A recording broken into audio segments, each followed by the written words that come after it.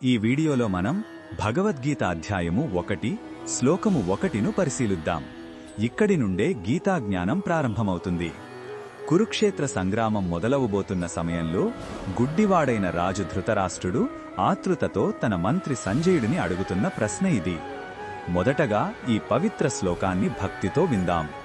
ధృతరాష్ట్ర ఉవాచ ధర్మక్షేత్రే కురుక్షేత్రే సమవేతా యుయుత్సవః మామకాః పాండవాశ్చైవ కిమకుర్వత సంజయ.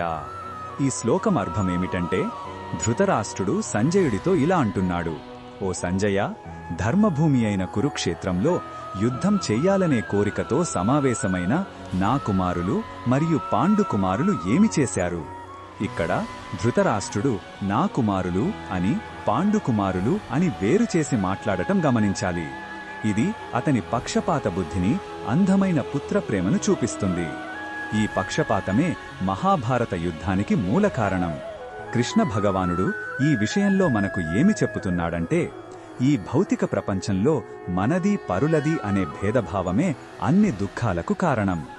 ధృతరాష్ట్రుడి ప్రశ్నలో ఉన్న భయం, ఆందోళన మరియు పక్షపాతమనేవి అజ్ఞానం నుండి పుడతాయి. ఈ కురుక్షేత్రం కేవలం ఒక యుద్ధభూమి మాత్రమే కాదు, అది మన శరీరం కూడా. మనలోనే నిత్యం మంచికి చెడుకు మధ్య సంఘర్షణ జరుగుతూ ఉంటుంది. ఈ అంతర్గత యుద్ధంలో ధర్మాన్ని ఎంచుకోవడమే నిజమైన విజయం.